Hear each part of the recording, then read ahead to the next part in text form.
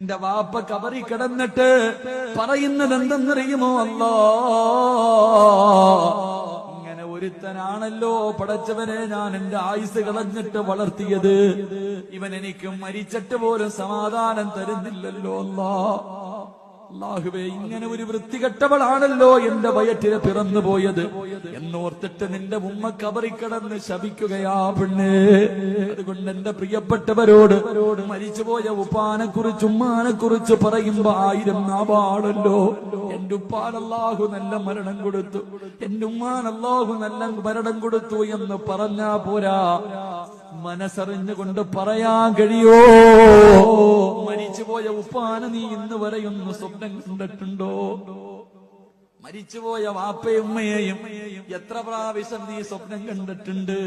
നിനക്ക് കാണാ യോഗമില്ല വാപ്പാ, നാവ് കൊണ്ട് പറഞ്ഞാ പോരാ,